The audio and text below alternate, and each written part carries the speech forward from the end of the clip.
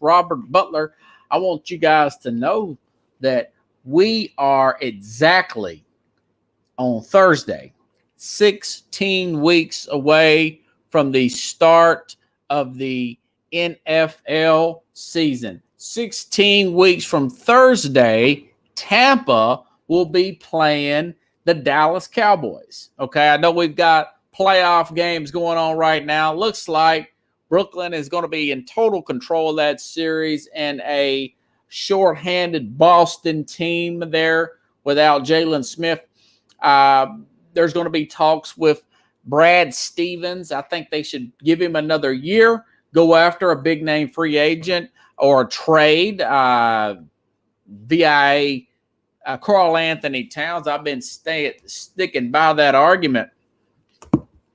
We'll talk about Stephen A. Smith is at it again with his white privilege and his air quote for my podcasters, his race baiting. I got his top 5 laziest arguments. I know that's a little bit of an old story. That was early last week, folks, but I think you're going to like it. I do. I really do. I think everyone's going to like this. Also, going over the playoffs, and a lot of I told you so. Ja Morant, Steph Curry, Zion Williams, and some of the national guys, one particularly admitted that maybe he's wrong about taking Zion over Ja Morant and proving a guy like me, little old Robert Butler here, to be right. Okay? So, welcome to Sports Scope. But first, new beginnings. I'll say this. There was a movie, one of my favorite. A lot of people like Keanu Reeves. People love that movie, The Matrix, Devil's Advocate, Bill and Ted's Excellent Adventure, then the sequel, The Bogus Journey, and all that stuff. But my particular favorite Keanu Reeves movies, as famous as this guy is, was a movie called Point Break with Patrick Swayze. Love Patrick Swayze too. I know he was in big movies like Ghost and Roadhouse and all that nature. But my favorite was Point Break, and it was about the Reeves was the FBI agent, and Patrick Swayze was him and his crew were surfers seeking out glory, good time, thrill seekers, and to just go surf and have fun. And they were doing all this by robbing banks. Great movie. But towards the end, spoiler alert, we're talking about a 30-year-old movie, 1991, folks. But towards the end, he is chasing this guy, Swayze character, Keanu Reeves, all over the world. He finds him at this huge, off this coast out in Baja, way down in South America somewhere. And it's like a hurricane. It's hurricane-like conditions. And Keanu Reeves, he knew that the wanted bank robber, Patrick Swayze, would be there. And long story short, he handcuffs the guy. They're on the beach. He's running in the ocean. And Swayze persuades the Keanu Reeves character to come back. He persuades him to let him go, excuse me. So he lets the guy go and makes it look like he got away. And the other FBI agent's coming up behind Keanu Reeves, and he's like, "You let him go. What happened?" And then Reeves is like, "Well, he just got away or whatever, And then the other FBI agent says, "We'll get him when he comes back." And Keanu Reeves says, "He ain't coming back." And that was a great line. That was the line that came in my head when I think about Julio Jones, Aaron Rodgers, and Deshaun Watson. Okay, let's go in the order that I've heard what happened. This all happened yesterday. So on the Undisputed show, Shannon Sharp and Skip Bayless. Excuse me. If you guys are saying anything, I can't. Okay, never mind. Shannon Sharp and Skip Bayless are doing their live show on TV, and Shannon Sharp calls Julio Jones to see if he's wanting to still be a Atlanta Falcon or if he's wanting to go somewhere else on live TV. Julio answers the phone and says, "No, I'm not coming back." And Sharp, he says, "You gonna go to the Cowboys?" He's like, "No, I'm not going there either." So he said he's not coming back. And then later on yesterday, I read there's a Sports Illustrated article out that Deshaun Watson, even after all these charges, 22 counts of being sued for sexual assault, whatever, with the massage therapist, he says, "I don't care what happens. I'm still want to be traded." He's not going to these mini camps either. That was about midday yesterday. And then to top it off, Aaron Rodgers is on the phone with Kenny Mayne at his last Sports Center, and he's saying, he goes on about the people and everything, and he basically said, "I'm not going for Mark Murphy, the president. I don't want to play under him, nor this general manager of the Green Bay Packers." So I think about that Keanu Reeves talking about Patrick Swayze in Point Break. They ain't coming back. My prediction is these players will not, after what I saw yesterday, they have played their last down with their following teams. Okay? I've not went this far as to say that that's going to happen up to this point. But my point is, I think it's gone too far. I think these players have all made a lot of money. And I think that not as much Deshaun Watson as Julio and Aaron Rodgers. I'll start with Aaron since he's the biggest star. Okay. This goes back, folks, to the firing his quarterback coach and not giving him a heads up a few years ago. Okay. This also goes back to the buzz around town that he got Mike McCarthy fired. And then on top of all that, last year, we know the straw that turns the camel's back, or whatever you want to say. I forgot how that saying goes. The last straw was bringing in a quarterback, drafting up when they needed help on defense. And I want to emphasize, this guy has made $249 million. That $500 workout bonus that he's missed, that he was talking to Kenny Mayne from Hawaii, he's not going to miss that. Okay, $500,000, me and you, that's a big lot of money. But the guy's worth $250 million. He's on Jeopardy. He does national commercials. That's no big deal. Okay, but he ain't coming back. And I read, you guys will not believe this, that sometimes the last straw is the best straw. Yeah, thank you, Kathy. You won't believe this, but the odds makers of this Odds Shark updated odds after all this went down. They still have the Packers as the favorites to land Rodgers. Broncos are second. We've talked about the Broncos before. But for third is tied between the Las Vegas Raiders and the Green Bay and the Cleveland Browns. Now, I know that the Cleveland Brown fans have all said, "No, we don't want him. We want Baker Mayfield." But let me tell you something. Kevin Stefanski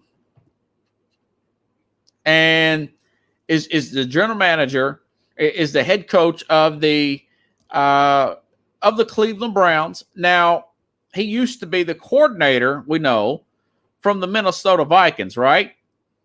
But what you guys don't realize is that he's been with that organization, Kevin Stefanski, the former offensive coordinator for Minnesota, who used to play the Green Bay Packers twice a year.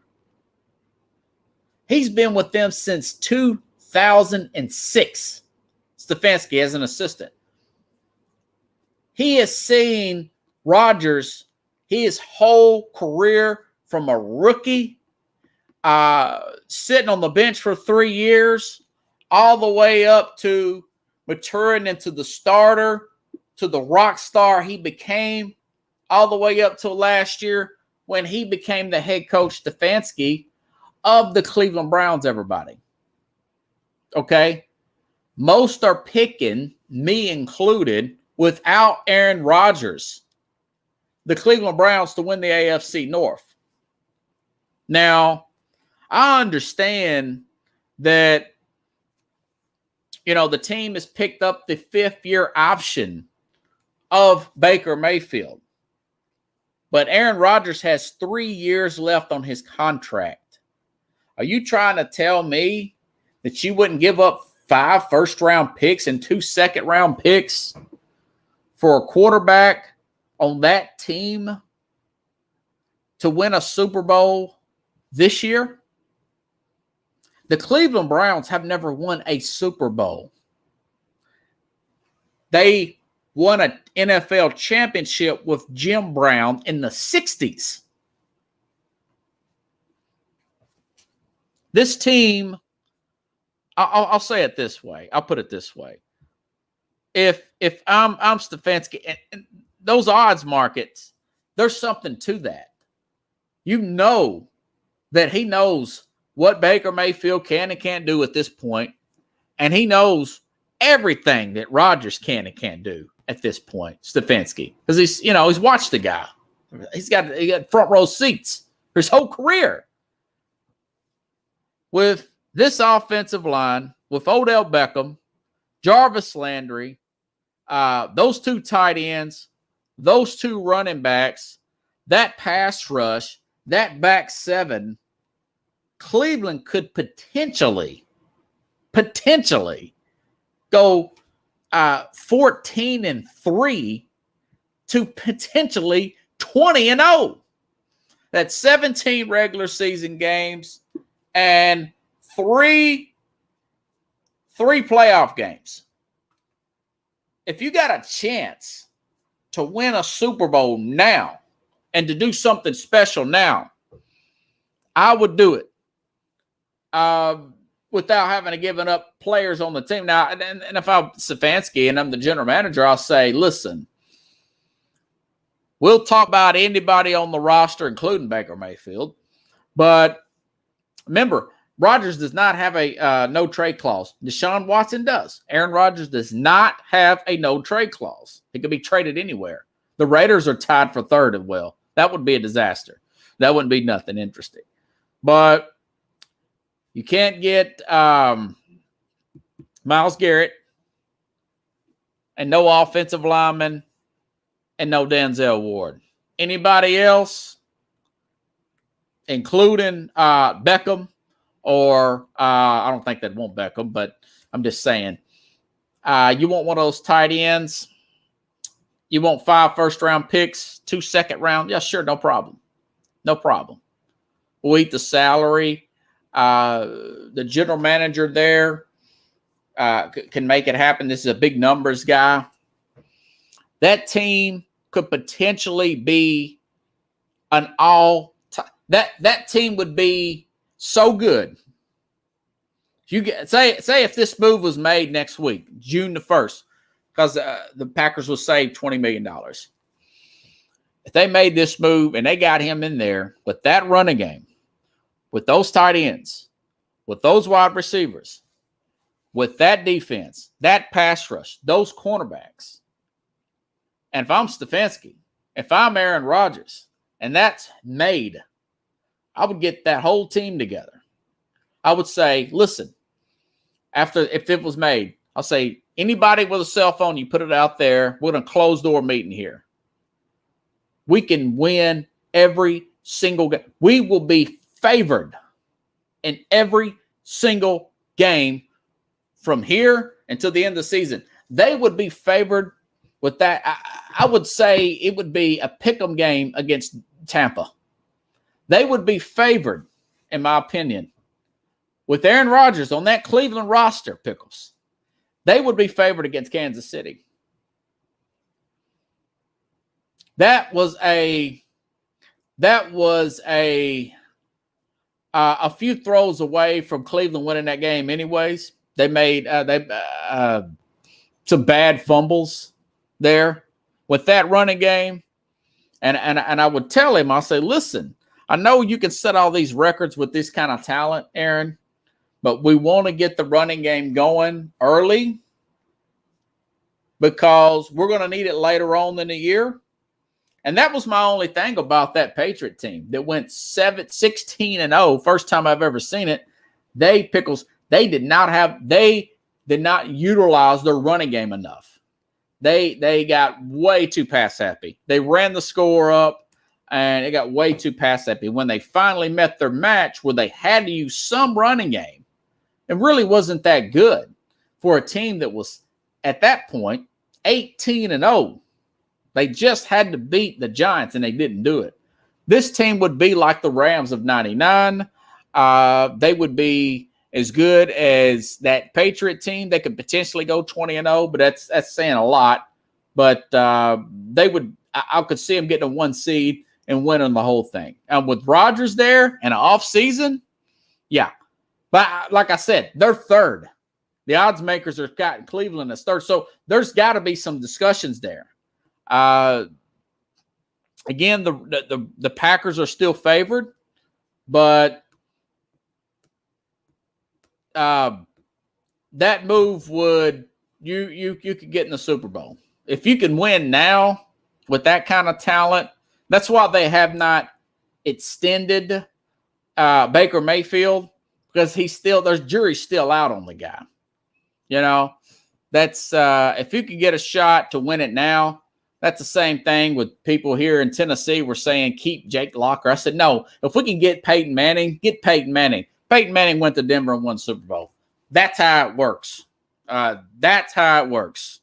You strike while the iron's hot. Now, I don't know if Green Bay will do it, but Green Bay signed 4 quarterbacks. They know something's up, and he's already sold on live TV. I'm not coming back there, you know, so you guys can doubt me all you want to. I'm just telling you what the odds are, and I'm saying it would work. I'm just telling you straight up. I'm just calling it like I see it. Now, Deshaun Watson, after everything's went down, he is still doubled down. Sports Illustrated said that he told. That's what I read. He said he's still not. He's still doubling down. He is not going back to Houston. He's not going to play for Houston. So he has actually made that statement. More news on Deshaun Watson is this case will not be deposed. That's the word I read until probably around February 2022 with these civil suits. No settlement has been announced. No settlement is even being negotiated according to both lawyers. Okay? So my thing is there's still a chance that Deshaun Watson, highest QBR rating in the NFL, could be out all year. Now, they got like 5 quarterbacks on their roster. I think they cut somebody. Now it's down to 4, the Houston Texans. So he's not going to come back. I don't think he's going to come back either. My guess is he's not going to play this year. He's not going to play it down this year. Teams are monitoring the situation. Worst case scenario, in my opinion, humble opinion, that Deshaun Watson would worst case scenario, Deshaun Watson may miss anywhere from 4 to 8 games next year by the commissioner, because everything I read and hear, he's very confident in taking this to trial. Watson is. That tells me there's probably, just from what I'm reading, that's probably not a there's not enough paper. He didn't say nothing on text or email that's incriminating him. That's what I'm reading, because he's too confident right now. So, but I know the NFL teams, they're worried about it now, making that move. So, my guess is Houston will probably, roll with Tyrod Taylor, and Deshaun Watson's going to be in limbo. He probably won't play it down this year with anybody. And they're probably going to get the number 1 pick. Okay. But I was reading the odds makers, and New Orleans keeps coming up in the discussion as far as the odds makers to land Deshaun Watson. So I looked at this New Orleans team, and I thought to myself, well, they're gonna go with Taysom Hill, and they're gonna go with obviously Jameis Winston. Now, according to their depth chart, it's got Taysom Hill's first. Jameis Winston is behind him, so it's going to be a training camp type of situation there. But primarily, this team has the best 2 tackles in football still. They still got Cam Jordan, Alvin Kamara, Latavius Murray, Traquan Smith, Mike Thompson. They're still pretty good. Marcus Lattimore, Marcus Davenport. And I'll say this. By following Mickey Loomis, who's the general manager of the Saints, and of course their head coach there,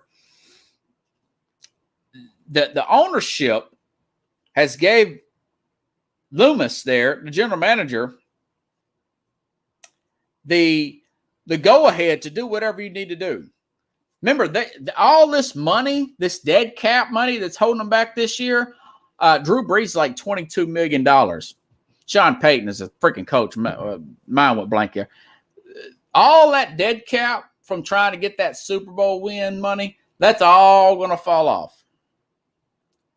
Again, this ownership, it's the wife now, I think the husband died, has gave Mickey Loomis and Sean Payton the rings to do whatever they want to do to make the New Orleans Saints viable.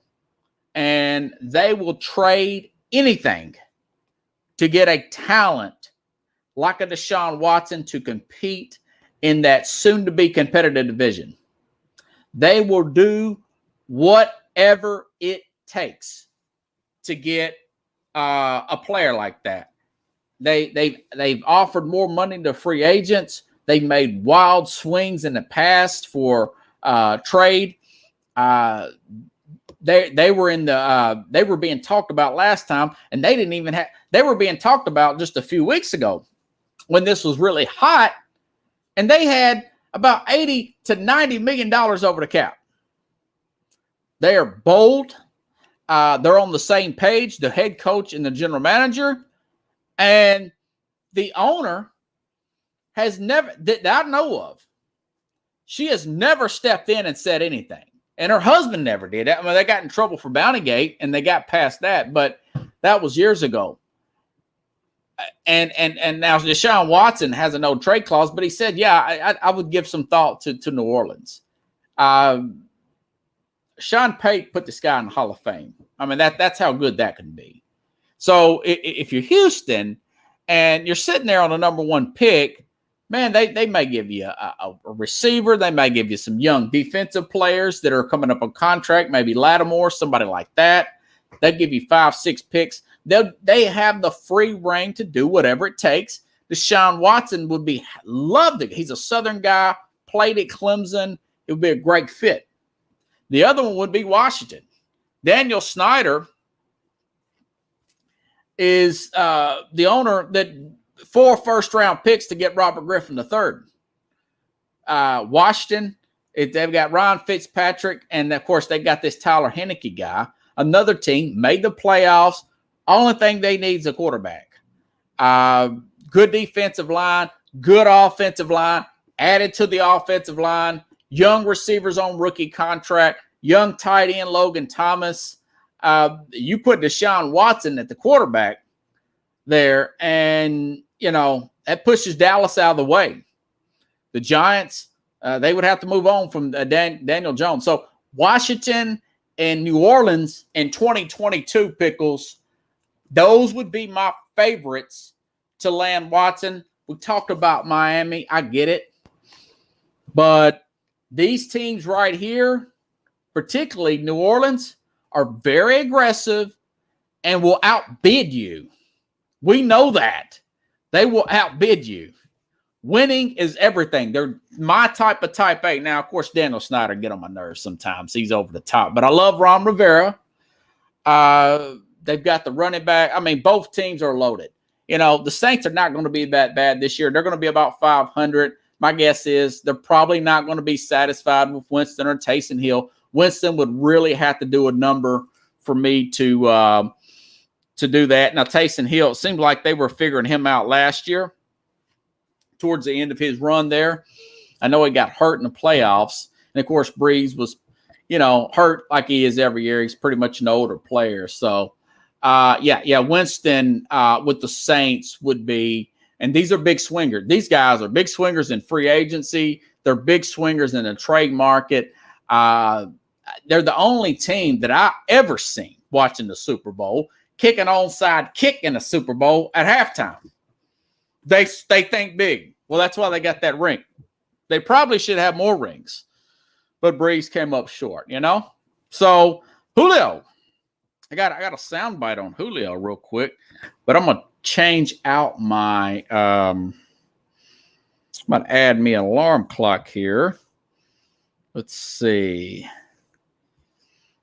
Okay, well, stand by, folks. Stand by. Okay. All right. Now, Julio, again, Sterling, Shannon Sharp called Julio on live TV, and he says, I'm not coming back to Atlanta. I'm just telling you that right now. It's over with. So Tennessee, who has a connection to Atlanta, Arthur Smith is a former offensive coordinator for the Titans. I mentioned this last week. If I didn't, I'm going to mention it now. A.J. Brown, star receiver for the Tennessee Titans, up and coming. Derrick Henry have both publicly reached out to Julio Jones. Today, A.J. Brown has left a message, a voice message on Julio's Instagram, and it leaked out. And this is what it said. Yo, Julio. Hey, man, check this out, man. Hey, you see the message above right here, bro? Come on, bro. Come vibe with me, bro. Hey, I'm good for it. All them talks we be having, you know what I'm saying? Bro, I'm good for it, bro. I got your back, bro. Like, trust me, bro. If you want to carry the load, you can carry it. But if you get tired, definitely, I'll carry it, bro. Another thing, I'm not giving my number up. I said I would. I tried. So he's saying that they said I can't. So you're going to have to rock number 8. You already know all of it. They're already talking about switching jersey numbers. Okay. Again, the general manager, the head coach there, and the general manager can collaborate with Mike Vrabel and John Robertson here in Tennessee. Tennessee did, and rightfully so, they let Corey Davis walk, former wide receiver. Now they've got Reynolds there. They brought over from the Rams, but this guy would be expensive. They're asking a first-round pick. The Falcons are dreaming for a 32-year-old player who was only played 9 games last year. Numbers-wise, I don't know if he'll do that big a deal numbers-wise, but I'll tell you what it will do. Acquiring a Julio Jones will up the psyche of a Tennessee. It would put that sense of urgency in this team, whether you have to, you need to win now, okay? Houston's not going to stay down forever.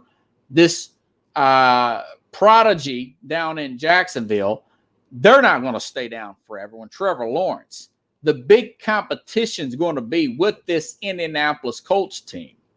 I think the 49ers are loaded. They don't really need it.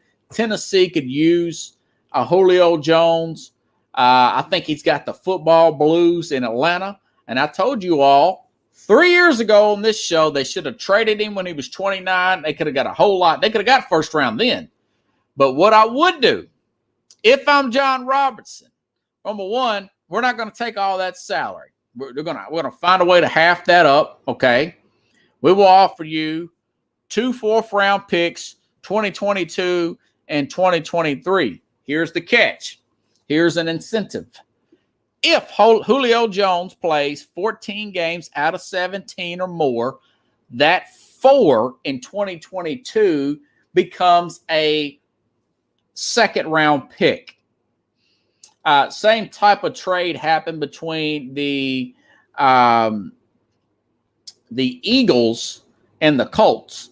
The Colts had agreed to give a 1st-round pick next year in the draft for Carson Wentz if Carson Wentz plays so many snaps.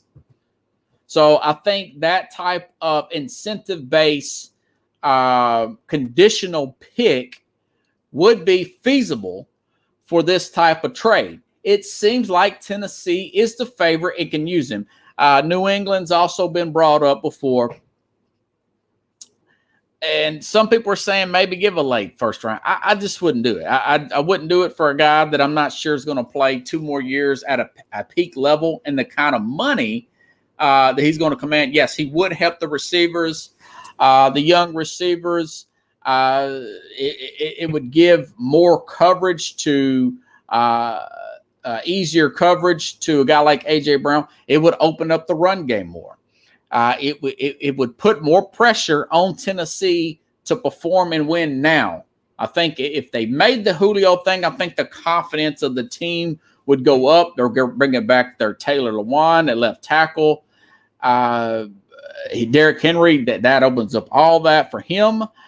They do have a new defensive coordinator, assistant Jim Schwartz. Still going to be bad against the pass, but they'll be much better against the run. It would be hard for me, judging by the Colts' first 5 games alone, to pick against Tennessee to win the South again and make a run. Once you get in the playoffs, who knows what can happen? Who knows what player may step up and play better than expected in the playoffs. This team has, in some ways, moved forward each year in the playoffs. Even though they made it the AFC Championship game 2 years ago, they haven't won the division since 2008 prior to last year. So they're making big jumps and doing things that they have not done before. I think numbers-wise, they can work it out. But I do not think Julio's going to come back to Atlanta. And I do not think that Aaron Rodgers is going to come back to Green Bay. And I do not think that Houston's Deshaun Watson will be a Houston Texan. All it is, but that's funny. They're already talking about jersey numbers, Pickles. But anyways, let's see. Where are we at now? Okay. Well, John Morant, speaking of Tennessee, Memphis Grizzly, John Morant, a guy that I've been on since he was drafted, number 2 overall, last year's draft, year before last year's draft. This is his 2nd full year in the league. I was one of the first to put this guy above Zion Williamson. Okay, I was going to put him above Zion Williamson. I noticed that, like I told you guys, a lot of the national people watch my show. I used to get all the notifications on Periscope. Once I said that, little old me, my little old Facebook, Periscope, Twitter show, people are using my takes. And there's a Zion side and a John Morant. I like Zion Williamson. I think he works hard. I think he's got to keep his weight down to keep from getting injured because of the how compact he is, how much jarring he puts on his ankles with his the velocity and how hard he plays. But John Morant is a smaller guard, very skilled, excellent ball handler, can finish like a Kyrie Irving. He can pass like a Chris Paul. He has the energy like a Westbrook, but he's much more in control. And I made the comparison to Blake Griffin. Griffin was just the big when he was drafted, but Steph Curry was the better player than Blake Griffin.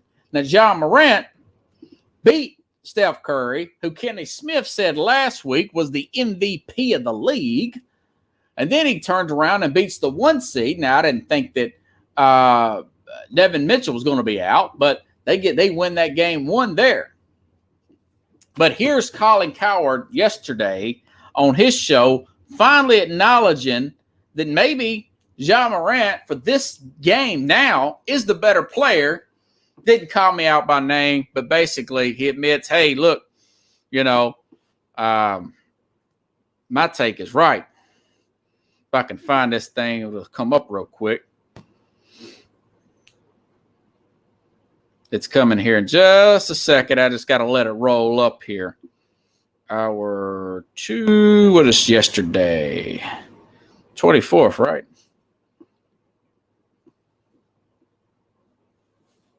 Listen up. Talking about Ja Morant. The league has had shooting a basketball late in the last decade. Where Colin was wrong. I was a Zion guy over a Ja Morant guy, but I will say this.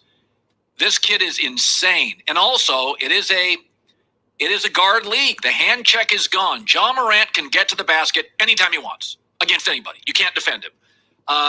He carried his team to the playoffs this year. He carried him into the playoff game last year. And with Dylan Brooks Pickles, a second-round pick in his 4th year, and Cal Anderson, a role player.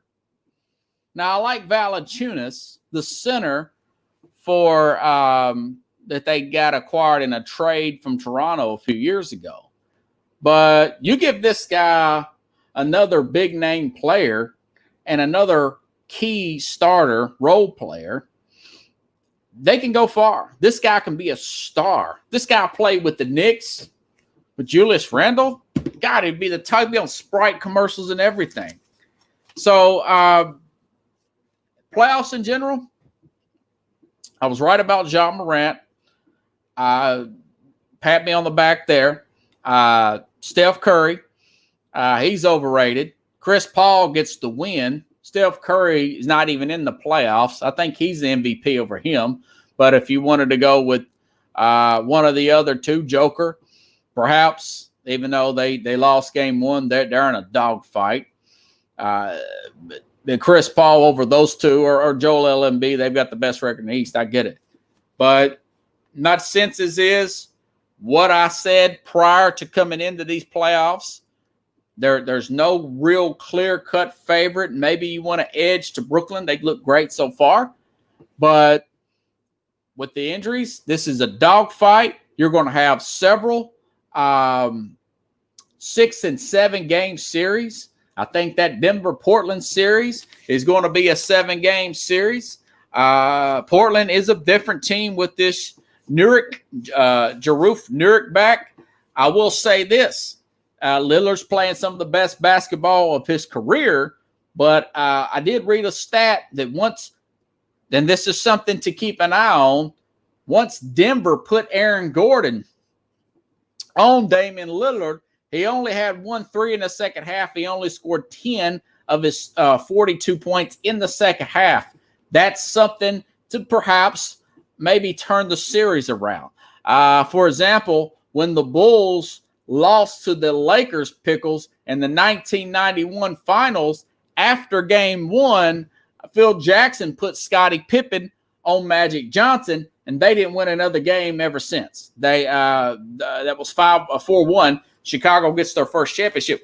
That's something to keep an eye on. I think this will probably go 7 games, and I think Denver will win it in 7 games, but it's a dogfight. I told you I thought that Dallas and the Clippers would probably go 6 games. Everybody's on this Clipper. I told you I didn't trust the Clippers coming in. That's why I picked Utah. Well, I thought they'd have Mitchell back, and they still may win it, but I don't trust the Clippers. Now they're talking about what I'm hearing through circles and whatever reports are that Kawhi Leonard's going to guard Luka Doncic. Well, why didn't he? This guy has destroyed you. This is 2 years in a row now. This 21-year-old, 22-year-old player with the team that doesn't play a lot of great defense with Chris Porzingis is destroying that Clipper team. If it was me, I would put Kawhi on him the whole game. I would double him. It'd be Hardaway. It would be Porzingis. Anybody on Dallas would beat me, but This guy, Luka Doncic, would not beat me if I'm this Clipper team. And like I said, it's not much to say about Brooklyn, Boston. Harden is playing at a great high level. Harden would be my MVP if he didn't miss an entire month of the season. But they look great. I expect them to be great. If Harden's playing, even without Kyrie, Harden, Durant, that bench plays well. I don't think they're going to get beat. I think they're going to win the whole thing. I think Brooklyn's going to win it, and it looks good now. But, I mean, Milwaukee, I'm not ready to write them off yet. I knew P.J. Tucker, they would be better with Drew Holiday.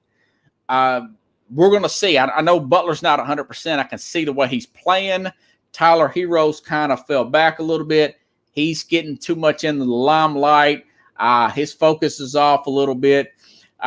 He's not as tight as he was last year. Very young, up and down guy. That being said, Miami could shoot their lights out, and this could be 2-2 coming back to Milwaukee.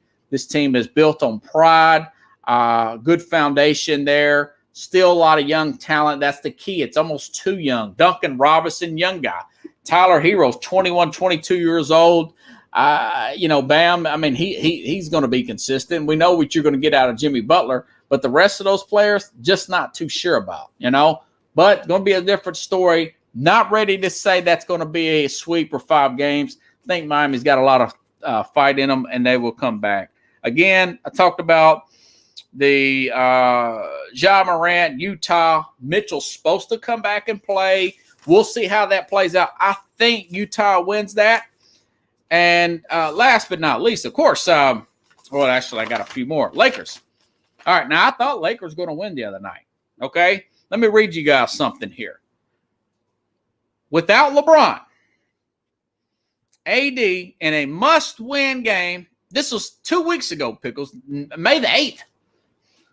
This guy, Anthony Davis, 42 points, 12 rebounds, unstoppable against Phoenix. And I know they're playing right now. I wonder what the score is. Unstoppable against Phoenix. And then when he gets LeBron back, and they're up 18-14. Then when he gets LeBron back, he could totally melds it in. 13 points and 7 rebounds. I mean, somebody needs to tell Anthony Davis the game started at 12:30. LeBron's there. That don't mean you can just go into autopilot. But either way, it was a big win. Chris Paul, I said he would have been one of my MVP. DeAndre Ayton, 23 years. I thought he was a year or two younger than that. Shot the ball well. Devin Booker. That's the thing about I feel like I think the Lakers may come back and win this series. But again, I don't think they're going to make it through the next series. It's hard to go on the road and constantly play comeback. When you go on the road, here's the thing I want to emphasize. The role players, Pickles, shoot the ball better at home. Your role players with a Phoenix team, they're going to shoot the ball better at home. So then they have to go on the road the next series, which is probably Denver, but it could be, even if it is Portland, who they've traditionally matched up well against, they got to go up there in Portland and play. Then if they get past them, like I said, I don't think Memphis is going to beat Utah. And I don't think Memphis is going to win 2 more series. They're going to run out of talent eventually, right? So then they have to go on the road again for the Western Conference Finals. Then they're going to have either Milwaukee, Philadelphia, or my pick, Brooklyn. They're not going to win those. It would be a miracle. But that being said, I just don't see it. It's playing out about the way I thought it would all play out. I was a little surprised that Denver lost in game 1. Philadelphia, Washington, a little bit of a, real close there, 5-point game. Now, Knicks, Randall had an awful game, 6 for 23 shooting. I'm listening to the locals up there, Mike Breen, that calls the Knicks games. He said it was very emotional in the stadium. You've got people coming back. It's got the COVID emotional sentiment. You got crowds in New York with the Knicks again. That was kind of emotional for the players. And then you have the first home game since 2013. There may have been a little bit of a letdown, a little bit of a emotional letdown during the game. And, of course, the Knicks lost that game. I think it goes 7, and they'll probably win it. But that was my take on the Knicks. So going forward, we're going to have a lot of knockdown dragouts. It's anybody's for the taking this year. I'm still leaning on Brooklyn heavy as far as the West. It's just too hard. It's like an election. It's simply too close to call. We still got some precincts that still haven't closed yet. Okay, all the polling sites haven't closed. I can't make my prediction. I think probably the 6th man of the year, Jordan Clarkson from Utah there. If Mitchell is 70%, I think Utah's got a good shot because they'll have a good path. I don't trust the Clippers whatsoever. And you can see the Lakers are going to run out of gas. I mean, it may be a Denver team. It may be a Portland. And it very well may be Phoenix. You know, I mean, Paul has that kind of effect on teams. Remember, Monty Williams won Coach of the Year, even though I think it should have went to Tom Thibodeau. Okay. All right. I talked about this the other day on the Mac and Jack show. Okay. But Stephen A. Smith, as he's got to the point in these last 3 years, I've got my top 5 pickles, laziest takes by Stephen A. Smith. He has got to a point now. Well, first of all, this guy, I think it was about a year ago, I want to say, maybe 2, but I think it was just a year ago. He signed an $8 million contract per year. And those 2 years, last year it was the COVID stuff. But he is the highest paid sports personality. He's not the former player. He's the highest paid person for what I'm doing, sports personality. And this guy has been he used to be a really hard working reporter. He's like 53, 54 now. And he's got to the point now where he's just going to be shocked by you. He doesn't do a lick of homework to refresh your memory. Last week, it was Thursday or Friday. Must have been Friday. I mentioned to it on Sportscope. But he said that Tim Tebow was only reason he got picked was white privilege. That's some kind of white privilege with Urban Meyer. Well, Urban Meyer, he drafted a tight end from Ohio State. Carlos Hyde, former Ohio State. That's 2 Ohio State players. Ohio State, Carlos Hyde, the black guy, in case you're wondering. 0 guaranteed money. This is for 3rd string tight end. The guy's going to play special team, bringing him in for leadership, more for morale type of thing. They have the highest salary cap in NFL. They have the most money left. So Tebow's going to be low risk, mid-size to high reward for leadership, okay? If he don't make the team, the guy's not going to take it personal. He knows that. So Stephen A. Smith, a guy who does no homework now. I mean, here's my top 5 laziest takes over the past 3 years by Stephen A. Smith. Yours truly. That was one of them. That was very lazy, and he didn't do any homework. Okay, so the second one was here recently. Steve Nash was hired as the head coach with 0 coaching experience to take over this Brooklyn Nets team. So he calls that white privilege. Only problem with that is that big names such as Jason Kidd, also a former point guard, 0 head coaching experience. He's black. He was hired twice to be a head coach of basketball teams. Okay. And to go with a bigger name, Doc Rivers. This guy's won a championship. When he was hired for the Orlando Magic, Doc Rivers is obviously black. He took over for the Orlando Magic and done a pretty good job. Then he took over and won a championship with Boston.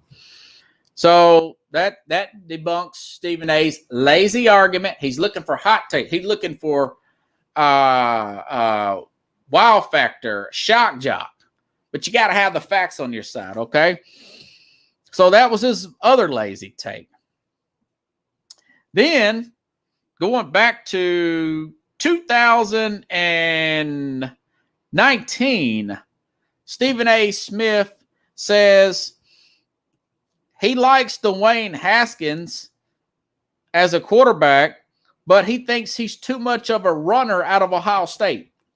Talking about when Dwayne Haskins was... He's stereotyping Dwayne Haskins because he's a black guy. Well, only problem with Dwayne Haskins being too much of a runner, he has 192 rushing yards for his career. Running quarterbacks in college can do that in a game sometimes. He completely does not do any homework.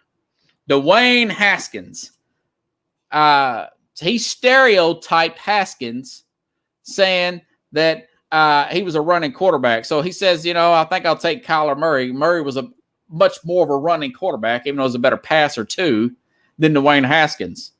Lazy argument, no prep work. That could have Pickles. That could have been a Google search, right? So then, this is another one of my favorites here. So Le'Veon Bell in 2019, same year, is a free agent. He says, well, I kind of like to see him go to the Carolina Panthers. And then one of the other people on there, one of the calls said, well, they've got Christian McCaffrey, who does the same thing. Is coming off a career year, a pass-catching running back. Oh, well, you just put him as a receiver. So he had to backtrack. This guy just no homework, just goes in there. He's a gas bag, and he just pop, pop, pop, pop, pop, pop, pop, pop. I'm embarrassed for him. But last but not least, Pickles, this is the worst take he's ever made. December of 2018, before Monday Night Football, Stephen A. Smith was asked who he likes in the San Diego Chargers. What's his best matchup in the San Diego Charger-Kansas City game? He says, I don't know. I'm kind of interested in Hunter Henry's matchup against Derek Johnson. And I like what Spencer Ware may do. And then somebody said, well, Spencer Ware is out. He said, well, I like Hunter Henry against Derek Johnson. This was in December of 2018. Only problem with Hunter Henry was he was injured in training camp in July. That tells you that this guy's not, he said, I like that. And then he backtracked and so, I like this other person. But if you guys look up Hunter Henry, Stephen A. Smith on YouTube, the linebacker, the former linebacker Pickles, Brewski, the look on Brewski's face, like, am I missing something? Because this guy's got like this huge folder of stuff. So this is one of the laziest people in all of sports, and he's making $8 million a year. Now I say this stuff because, it's hurtful to say stuff like that and divide people. Sports are supposed to unite people. I talk to friends at work. I talk to different nationalities, different races, different sexes, older generations. Like I told a few of you before, one of my good friends at work, she's from Milwaukee, Wisconsin. And she's like, I'm tired of Aaron Rodgers' crap. She's 70-something years old. We wouldn't have anything in common, but we're good friends because she likes talking football, and I like talking football. So to get shock value, I hope it makes you happy, Stephen A. Smith, that you divide people when something that normally unites people. And that's what's sad about the whole thing. But to those of you that take this stuff serious, don't take any of that guy says serious. He's a gas bag. He's talking out of his rear end. And what's sad about it is they're paying him $8 million a year. He's like Ron Burgundy. He'll read anything you put up on the screen, you know. But when he said that about Hunter Henry, we're talking December pickles. This is not. Y'all understand if you said that in week 1, you miscalculate it. But it's that December's towards the end of the season. Hunter Henry got, hurt at the beginning. But like I said, these are 5 takes that I found since December of 2018. I could have got farther back and really trashed this guy. But like I said, I mentioned that on the Mac and Jack show. I want to give a big hats off to Phil Mickelson. You know what? 51 years old, wins the Players' Championship, Pickles. I did not get a chance to see it. I was bouncing around from one basketball game to another. I'm trying to beat this punch-out game I'm playing. I cannot find a way to beat it. But Phil Mickelson, oldest player to win the major, 51 years old. Now, 45-year-old, I'm going at this. Tiger Woods sends him, a congratulations. Nicholson has got his 6th major. So my thing about Mickelson is, if Mickelson can do it, and I told you all when Tiger Woods had that wreck, if he lost it, which there's no reports of him losing his legs or anything. It looks like he's recovering pretty well. If his legs were amputated, he's got the work ethic to win at least one more major. I'm not saying he's going to catch Jack Nicklaus. He's 3 behind him. He's 45. But if Mickelson can do it, you're trying to tell me in the next 5 to 6 years, Tiger Woods, a guy that will work day and night to get it together, can't win at least one more major? I'll bet you $100 he wins another major in the next 5 to 6 years. I think he could do it. I really do. And I couldn't be happier for Phil Mickelson. He's in great shape, great tan, Pickles. Man, that was good. That was good to watch. That was a happy moment there. What else here? Greg Schiano.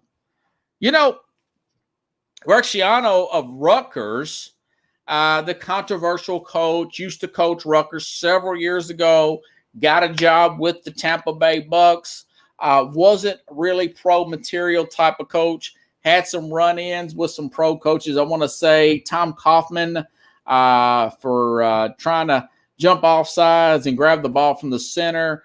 Tom Kaufman called that Bush League. He was fired from the Tampa Bay Bucks. He was hired. He took a job as a coordinator with Ohio State for a few years. University of Tennessee. Hold on, guys.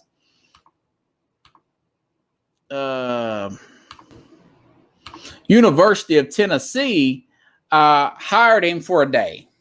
And a lot of stuff come out, and a lot of this was being led by Clay Travis, saying this was a crappy coach. This guy's got a history here. He's got some off the field stuff. But long story short, he gets rehired as a Rutgers coach, and it looks like that he may be a pretty good coach. He's got a top 10 recruiting classes at Rutgers in college football. So I'm going to keep my eye on this guy. I got a feeling he's going to be coming back, and he's going to be a good comeback story. I like a good comeback story. My guess is maybe Tennessee made a mistake not hiring him. So Clay Travis, my man that sold your website for $100 million, you may have made a mistake there. Now, I wasn't in love with Schiano at the time. I thought it was another one of those mediocre hires, but I wasn't as down on it as Clay was.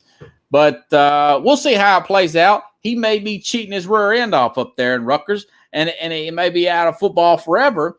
Or this could be, remember, this guy brought in, I got players like Ray Rice before the incident. Rice was a great player. Kenny Britt was a great college player. He's had quite a few players go to the NFL. So he's not a terrible head coach. He's just everybody. He has his, faults like all these coaches do. But yeah. If Pickle says Tiger will play in a wheelchair, yeah, he's a type A personality. I think Tiger's going to come back strong.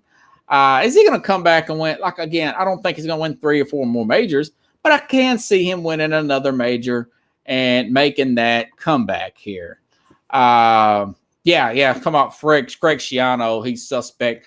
But I thought that was an interesting story to talk about here. Whew. Guys, that's all I've got to say. What's going on in the game here? LA 30-24 to Phoenix there. That's going to be a good game there. Looks like Dallas and the Clippers have started playing. I'm going to get off here, and I'm going to watch those games, everybody. I'm looking forward to seeing them. So if you like the show, share the show. If you want to contribute to the show, the Zelle, Z-E-L-L-E app. You contribute the sportsscope@gmail.com. The word sports, the word SKOPE@gmail.com. Anything will be greatly appreciated. This takes a lot of my time, money, and effort to put together this program. I want to thank the Cathys of the world for helping contribute to the program. It takes a lot. Thank you very much. Tiger has the talent. He has it in to win. That's right, Kathy. I think so, too. I'm pulling for the guy. I know he's not perfect, Tiger Woods, and never will be perfect, but neither one of us. I'm not perfect. You're not perfect, okay? The one in the glass house should not throw, don't throw stones that's living in a glass house. The one without sin cast the first stone, right? So have a good night, everybody. I will see you around 9 p.m. Central Time here Thursday on Sports Scope.